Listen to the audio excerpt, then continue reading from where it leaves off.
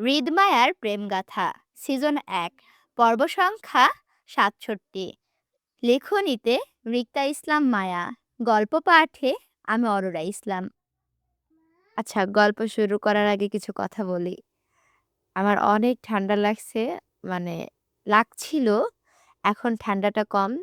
গলাটা এখনো, মানে আমাদের ভাষায় বলে যে গলা ভেঙে গেছে। মানে ঘাড় মটকে গেছে, ব্যাপারটা এমন না। মানে কণ্ঠ দেবে গেছে এরকম। ওইজন্য পড়তে আরকি খুব কষ্ট হচ্ছিল। আর রোজা রাখা অবস্থায় এত কথা বলা যাচ্ছিল না। যেহেতু জ্বরও আসছিল। আর আমি অসুস্থ হলে আমি তোমাদের মাঝখানে বলতে পছন্দ করি একটা কারণেই। তোমরা আমার জন্য অনেক দোয়া করো। আলহামদুলিল্লাহ। তোমাদের এত দোয়ার কারণে হয়তো আমি এত তাড়াতাড়ি সুস্থ হয়ে যাই। একটু সুস্থ ফিল করছি, ওইজন্য আবার তোমাদের জন্য ভিডিও রেডি করলাম। ভয়েসটা কেমন লাগছে জানি না। খুবই পচা লাগতে পারে। যাই হোক, তোমরা এটাকে কোনো মাইন্ড করো না, বুঝলা? গল্পে আসি।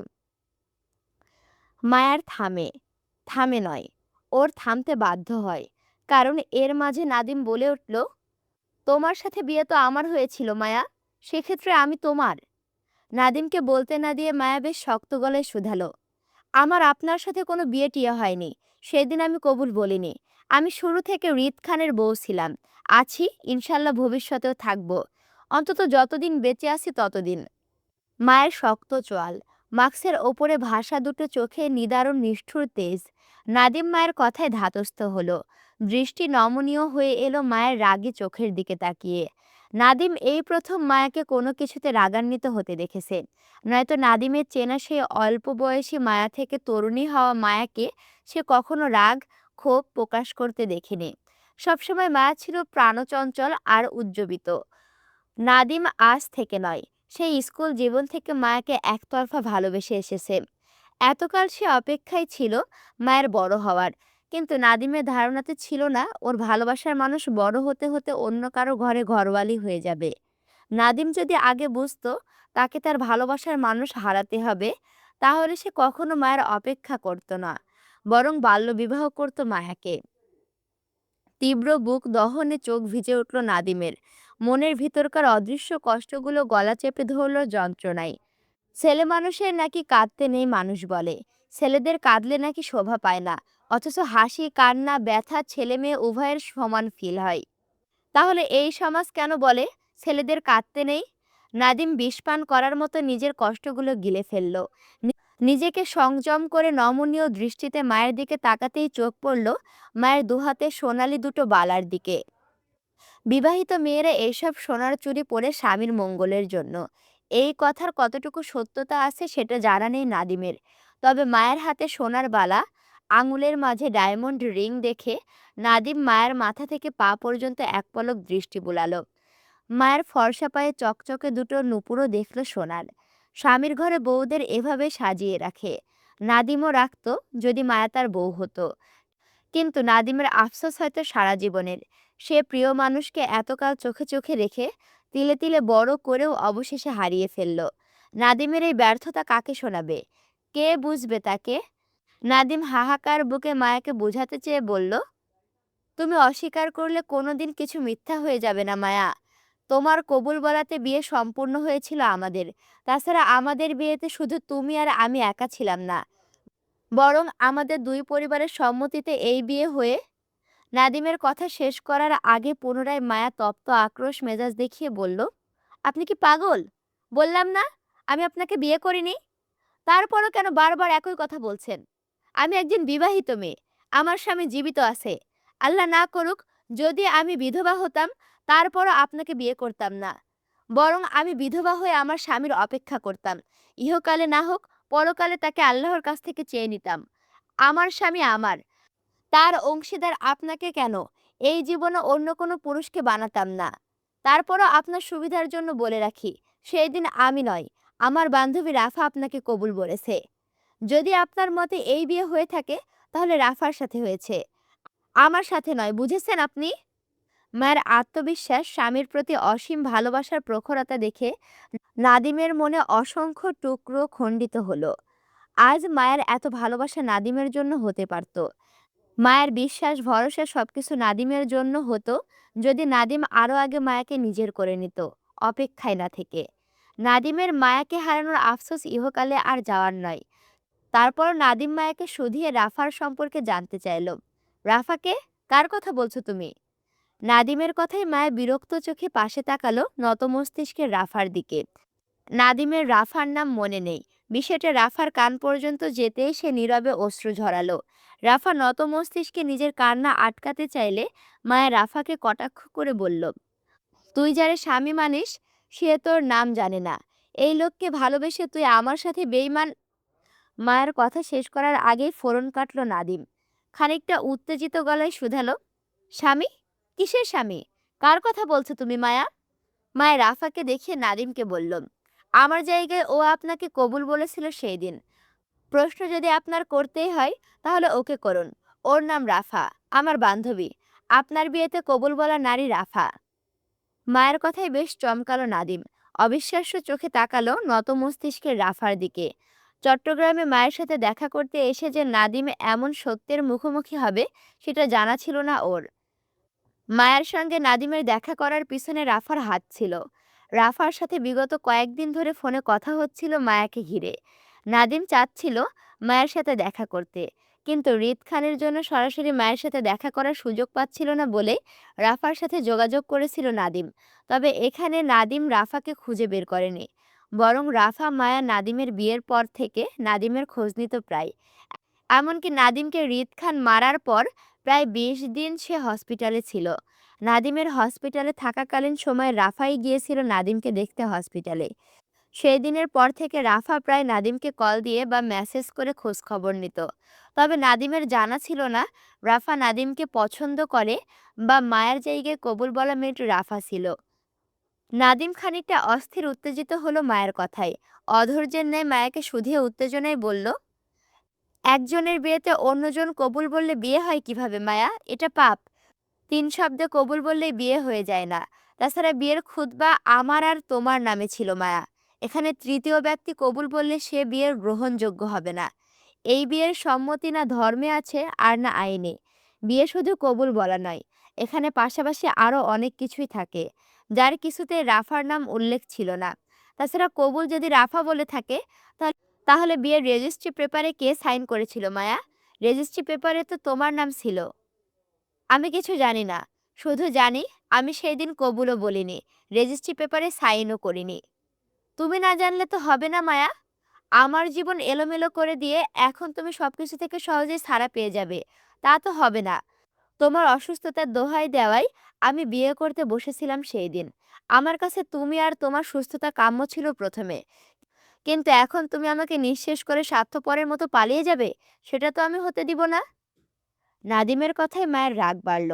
জেদি গলায় বলল, আপনার যা করার করুন, আমি গেলাম। নাদিম মায়াকে থামিয়ে বলল, মায়া প্লিজ বাড়াবাড়ি করো না। আমি তোমাকে যেতে দিব না। সবকিছুর ঊর্ধ্বে আমি শুধু তোমাকে চাই মায়া, রাফাকে নয়। নাদিমের পরপর কথায় গা জ্বলে উঠল মায়ার। রাগে ক্ষোভে মায়া তৎক্ষণাৎ রাফার হাত চেপে ধরল চলে যাওয়ার জন্য। নাদিমের সম্মুখে থাকলে পরিস্থিতি বিগড়ে যাবে। তাছাড়া মায়া রিদকে না জানিয়ে বাড়ি থেকে বের হয়েছে। সেজন্য মায়া ঝামেলা না বাড়িয়ে চুপচাপ রেস্টুরেন্ট থেকে বের হতে চাইল। কারণ নাদিম এই মুহূর্তে কোনো কিছুই বোঝার পরিস্থিতিতে নেই। সে এক প্রকার জেদ ধরে বসে আছে মায়াকে চাই বলে। তাই এই মুহূর্তের কেউ নাদিমকে বোঝাতে চাইলেও সে বুঝবে না। কারণ এই মুহূর্তে নাদিম সত্যিটা মানতে চাচ্ছে না। হয়তো একদিন ঠিকই মেনে নেবে সত্যিটা। মায়ের রাফার হাত চেপে নাদিমকে এড়িয়ে যেতে চাইলে মায়ের পথ পুনরায় আটকে দাঁড়ালো নাদিম। মায়াকে বাধা দিয়ে বলল, কোথায় যাচ্ছ? মায়া শক্ত গলায় বলল, পথ ছাড়ুন ভাইয়া। আমার তোমার সাথে কথা শেষ হয়নি মায়া। আমার আপনার সাথে কোনো কথা নেই। নাদিম মায়াকে অনুনয় করে বলল, মায়া প্লিজ আমার কথা শোনো, একটু বসো, আমি তোমাকে সবকিছু বুঝিয়ে বলছি।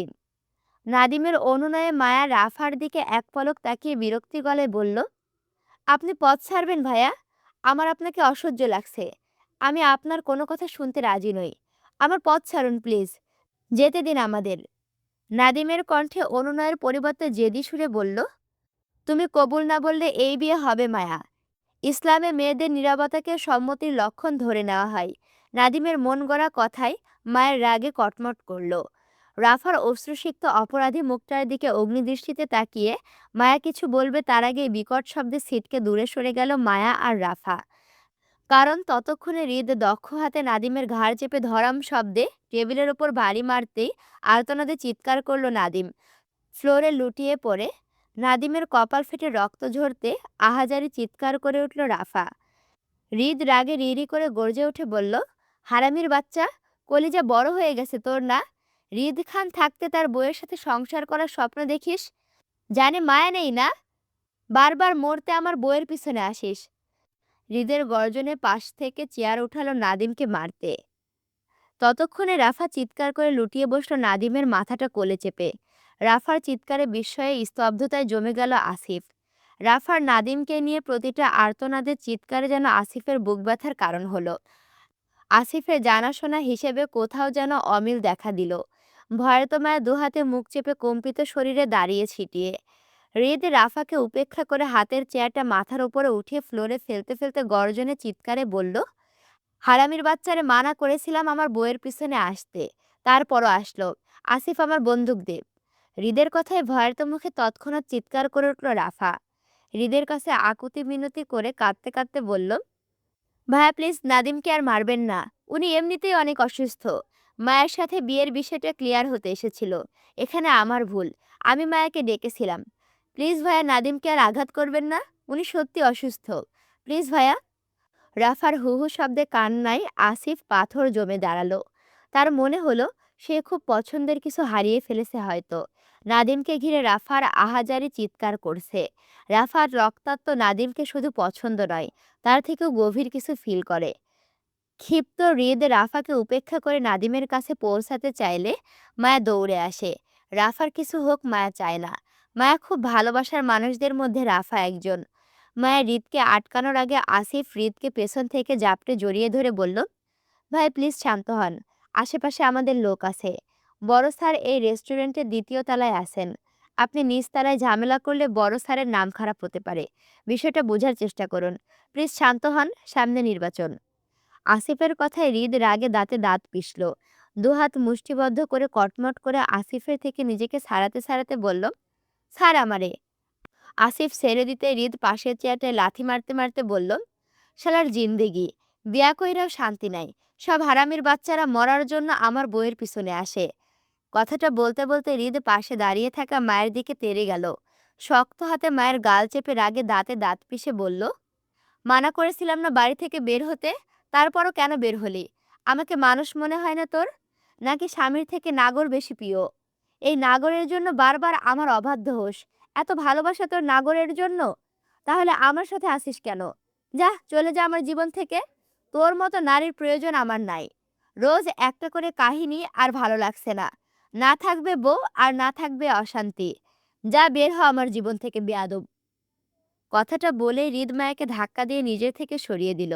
যে হিংস্রতায় রেস্টুরেন্টে ঢুকেছিল ঠিক একই রাগের তোপে হনহনিয়ে বেরিয়ে গেল। মায়া বিষণ্ণতায় দাঁড়িয়ে। ঠিক তার মিনিট যেতে না যেতে রেস্টুরেন্টের দোতলা থেকে দৌড়ে বেরিয়ে এলো রাদিফ। ভাঙচুর আর নাদিমের রক্তাক্ত অবস্থা দেখে হৃদের রাগের কারণটা বুঝল রাদিফ। রাদিফ মায়ের পাশাপাশি দাঁড়িয়ে সূক্ষ্ম নজরে সবকিছু অবলোকন করে দীর্ঘশ্বাস ফেলে আসিফকে বলল, আসিফ ভাই, আপনি ছেলেটাকে হসপিটালে পৌঁছে দেওয়ার চেষ্টা করুন। আমি ভাবিকে বাড়িতে নিয়ে যাচ্ছি। আসিফ নিজের অসহনীয় ব্যথাগুলো বুকে চাপল। রাফার কোল হতে নাদিমকে উঠাতে গিয়ে দুহাত কাঁপল আসিফের। অস্থির রাফা আসিফকে দেখল না, বরং সে বেহুশ নাদিমের জন্য কাঁদতে ব্যস্ত। আসিফ লোক লাগিয়ে নাদিমকে নিয়ে বেরিয়ে যেতেই রাদিফ মায়াকে নিয়ে গাড়িতে বসল।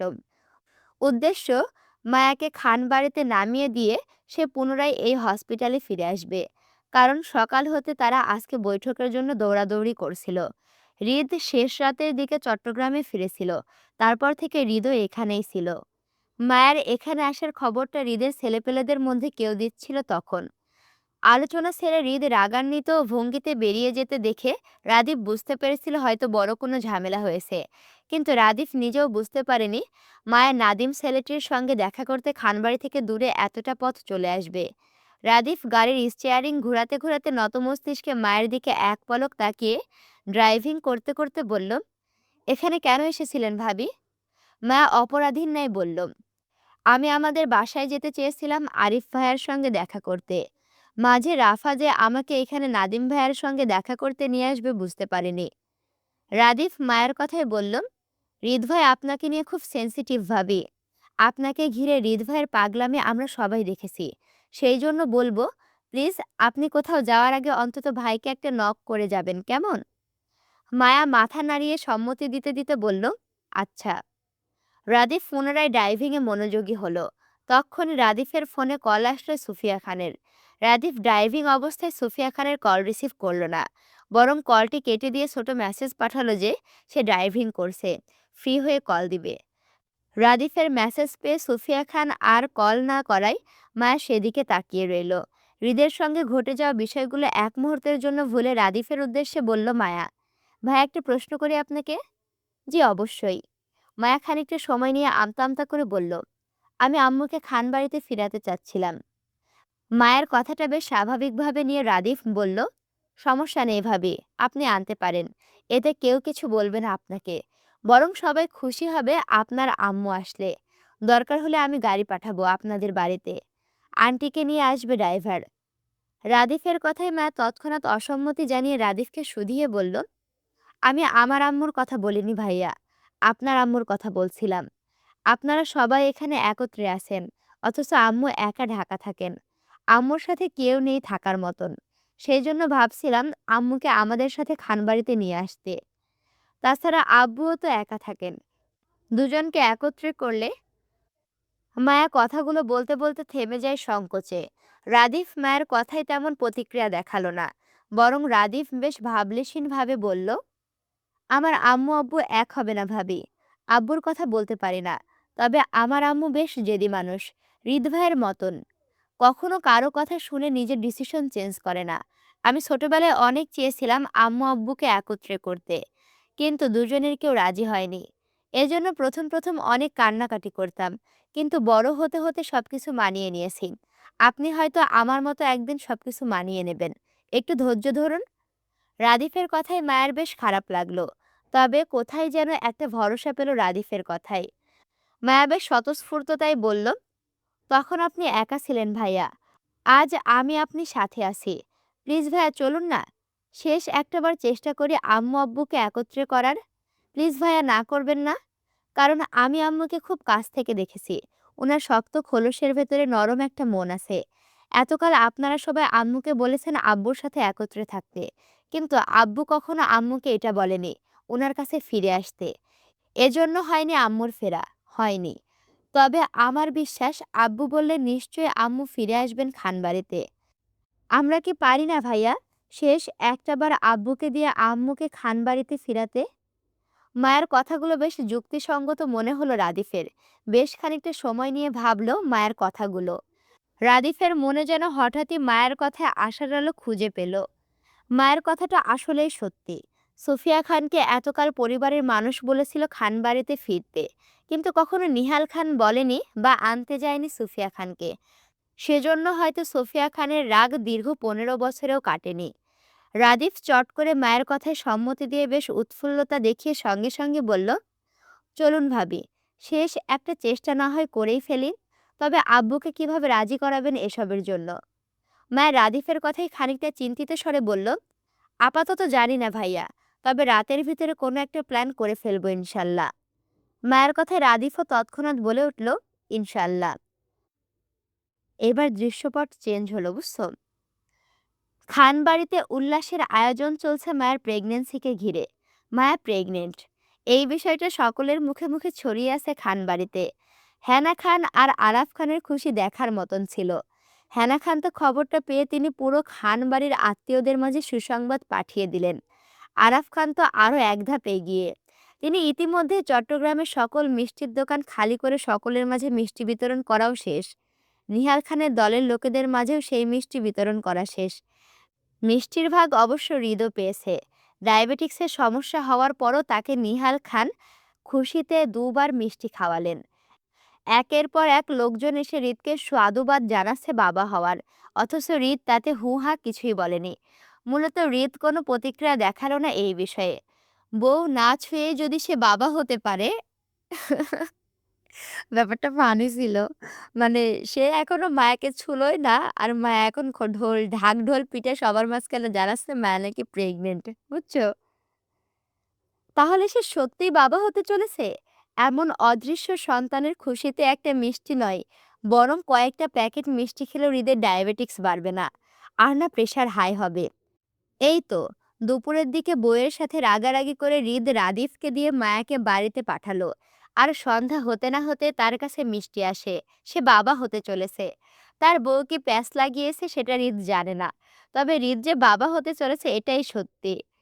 এমনিতেই সে একজন বদনাম পুরুষ। বউয়ের জন্য না হয় আরেকটু বদনাম হলো। কাজ শেষ করে ক্লান্তিতে ঘরে ফিরল প্রায় রাত ১টার পর। সঙ্গে রাদিফ আর নিহাল খানও ছিল। মধ্যরাত হওয়ায় বাড়িতে তেমন কেউ জেগেছিল না, হেনা খান ছাড়া। আরাফ খান অনেকটা রাত জেগে বসেছিল হৃদের আশায়। কিন্তু রাত বেশি হয় তিনি ঘুমিয়ে পড়েন একটা সময় পর। এতে সে যাত্রায় বেঁচে যায় আরাফ খানের হাত থেকে। নয়তো মায়াকে ঘিরে দু চারটে খোঁচাখুচি তো করেই ফেলত আরাফ খান হৃদকে। হেনা খান রাদিফ, নিহাল খানকে তিনজনকে একত্রে বাসায় ফিরতে দেখে তিনি দৌড়ে ফ্রিজ হতে হৃদের জন্য তোলা মিষ্টি নিয়ে আসেন। একে একে সকলের মুখে অল্প মিষ্টি তুলে দিতেই সেই মিষ্টি আর মুখে তুলল না, বরং গম্ভীর মুখটা আরো গম্ভীর করে হনহনিয়ে চলে গেল নিজের রুমের দিকে। হৃদকে বেশ কয়েকবার পেছন থেকে ডাকলেন হেনা খান। হেনা খানের ডাকে উত্তর না করে নিজের অন্ধকার ঘরে ঢুকে আলো জ্বালালো। বিছানায় এলোমেলো মায়াকে শুয়ে থাকতে দেখে গম্ভীরতা আরো বাড়ল। একে তো মায়া হৃদকে না জানিয়ে বাসা থেকে বের হয়েছে, দ্বিতীয়ত নাদিমের সঙ্গে দেখা করেছে যে ছেলেকে ঘিরে মায়ার সম্পর্কে ফাটল ধরে বসেছিল। তৃতীয়ত রেগে আছে সেটা জানার পরও মায়া কেন অপেক্ষা না করেই ঘুমিয়ে পড়ল। তাতে ভিতরে রাগ বাড়ল। বউ হিসেবে চাই মায়া আশেপাশে থাকুক, ছোট ছোট ইচ্ছাগুলো পূরণ করুক বাকি বউদের মতো। অথচ মায়া তার কিছুই করছে না। ব্যস্ততায় মায়াকে সময় দিতে না পারলেও মায়া অপেক্ষায় বসে থাকে না, হৃদকে সময় দেয় না। রাগান্বিত গম্ভীর থেকে আরো গম্ভীর হলো। গোসল সেরে কিছু না খেয়ে শুয়ে পড়ল। অথচ রাতের মেডিসিন ছিল। সারাদিনের ব্যস্ততায় মাথার টনটনে ব্যথা নিয়ে শুয়ে পড়লে তার খানিকটা সময় পরই মায়ের ঘুম ভাঙল হঠাৎই। আবছা অন্ধকারে পিঠ মুড়িয়ে শুয়ে থাকতে দেখে মায়া উঠে বসল। অপেক্ষা করতে করতে কখন জানি চোখ লেগে গিয়েছিল মায়ার। পিঠ মুড়ে শুয়ে থাকতে দেখে মায়া এগিয়ে গেল দিকে। পিঠে হাত রেখে ডাকতে চাইলে গায়ের গেঞ্জিটা স্যাঁতসেঁতে ভেজা পেল। ভেজা জিনিস পরে থাকতে পারে না, অথচ আজ ভেজা শরীরে শুয়ে পড়েছে। বিষয়টা মায়ের ধারণাতে আসতেই বুঝতে পারল অভিমানের কারণটা। মায়া পিঠ ঘেঁষে বসে মাথায় ভেজা চুলে হাত চালিয়ে খুব ধীরে গলায় ডাকলো হৃদকে। এই যে শুনছেন, ঘুমিয়ে গেছেন? এই যে। উত্তর করল না, ঠায় সেভাবে জেদ ধরে শুয়ে থাকলো। মায়া পুনরায় একইভাবে ডাকলো হৃদকে। এই যে শুনছেন, উঠুন। ভেজা মাথায় কেন শুয়েছেন? আপনার না ভেজা মাথায় জ্বর আসে? উঠুন না, মুছবেন। কথাটা বলতে বলতে হৃদকে অল্প ধাক্কা দিয়ে নাড়াতে চাইল মায়া, কিন্তু নড়ল না। মায়া বুঝতে পারল সবেমাত্র গোসল করে শুয়েছিল, তাই এত অল্প সময়ে ঘুমিয়ে যায়নি। অন্ধকারে মায়া বিছানার পাশ থেকে নিজের ওড়না নিয়ে গায়ে জড়ালো।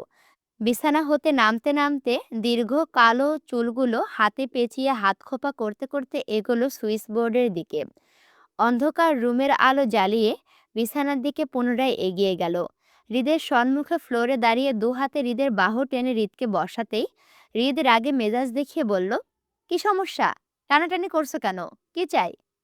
মায়ের রাগের পাত্তা না দিয়ে গায়ের ওড়নাটা চালালো মাথায়। ভেজা মাথা মুছতে মুছতে বলল, আপাতত আপনাকে চাই, আপনি হলেই চলবে। হবেন আমার?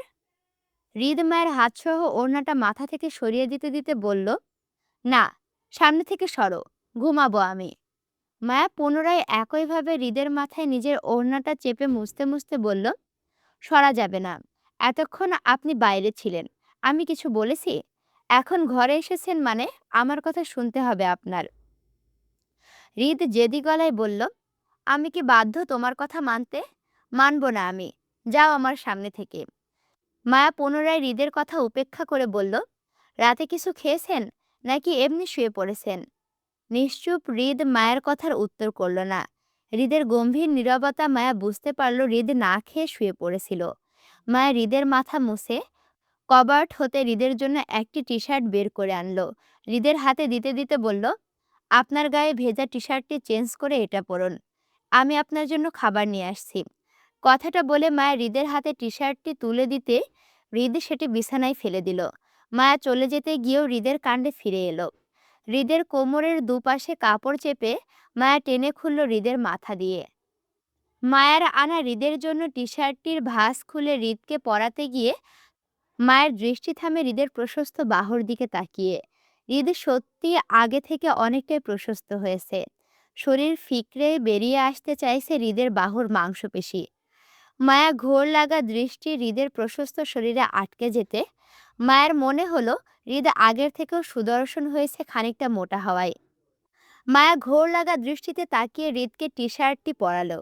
মায়ের কর্মকাণ্ডে হৃদের সাথেও মায়ের বেশ কয়েকবার চোখাচোখি হলো। মা চুরি করে ধরা পড়ার তৎক্ষণাৎ পালিয়ে গেল রুম হতে হৃদের জন্য খাবার আনার বাহানা বানিয়ে। মিনিট 10-এর মাথায় ফিরে এলো হৃদের জন্য ট্রেতে খাবার সাজিয়ে। হৃদের সম্মুখে খাবার ট্রে রেখে মায়া আবদার করে বলল, আমি আপনাকে খাইয়ে দিই। মায়ের কথা শুনে হৃদ মুখ হা করলো, যেন হৃদ এই অপেক্ষাতেই বসেছিল। হৃদকে হা করতে দেখে মায়া তৎক্ষণাৎ ট্রে হাতে খাবারের প্লেট উঠালো। হৃদের বংশগত ডায়াবেটিক্সের সমস্যা থাকায় তাকে প্রায় রুটি খেতে দেখা যায়। তাই মায়ের হৃদকে এক টুকরো রুটি ছিঁড়ে সিদ্ধ সবজির সঙ্গে হৃদের মুখে দিতেই সেটি হৃদ মুখে হা করে নিয়ে চিবোতে লাগলো। মায়া বেশ সময় নিয়ে দাঁড়িয়ে মনোযোগ দিয়ে হৃদকে খাওয়ালো। খাওয়া শেষে হৃদের মেডিসিন বক্সটাও হৃদের হাতে তুলে দিতেই হৃদ সেখান থেকে নিজের রেগুলার মেডিসিনগুলো প্যাকেট হতে সারিয়ে হাতে নিল। মায়া হৃদের হাতে পানির গ্লাসটা এগিয়ে দিতে হৃদ সম্পূর্ণ পানিটা পান করে মায়ের হাতে খালি গ্লাসটা তুলে দিতেই মায়া সেটি খাবার ট্রেতে পুনরায় রাখতে রাখতে বলল, দুপুরের জন্য সরি, আপনাকে না বলে ওইভাবে বের হওয়ার জন্য আবারও সরি। আসলে আমি একটু আমাদের বাসায় যেতে চেয়েছিলাম, রাফাকেও বলেছিলাম আমাদের বাসায় যেতে, কিন্তু রাফা আমাকে ওইভাবে রেস্টুরেন্টে নিয়ে যাবে সেটা ভাবেনি। প্লিজ, আপনি আমাকে ভুল বুঝবেন না, আমি আর আপনাকে না বলে কোথাও যাব না, প্রমিস। হৃদ মায়ার কথায় উত্তর না দিয়ে বরং পাল্টা প্রশ্ন করে বলল, তুমি প্রেগনেন্ট হলে কিভাবে? হৃদের তীক্ষ্ণ দৃষ্টিতে মায়া খানিকটা ইতস্তত বোধ করে বলল, সবাই যেভাবে হয় সেভাবেই হয়েছি। সবার মতো কি এমন করেছি যে তুমি প্রেগনেন্ট হলে? হৃদের কথায় মায়া হঠাৎ লজ্জায় পড়ে গেল। হৃদের প্রহর দৃষ্টি এড়াতে পিঠ মুড়ে দাঁড়াতে দাঁড়াতে মিনমিনিয়ে গলায় বলল, এমনি এমনি হয়েছি আর কি। হৃদ মায়ের বাহু টেনে নিজের দিকে ফেরাতে ফেরাতে বলল, এমনি এমনি কিভাবে হয় সেটা বুঝাও আমাকে। আমি তো আজ পর্যন্ত শুনলাম না কেউ এমনি এমনি বাবা হতে পারে। আমার কঠোর পরিশ্রম করার আগেই ফল পেয়ে গেলাম। এমন চমৎকার কিভাবে হলো সেটার ব্যাখ্যা দাও।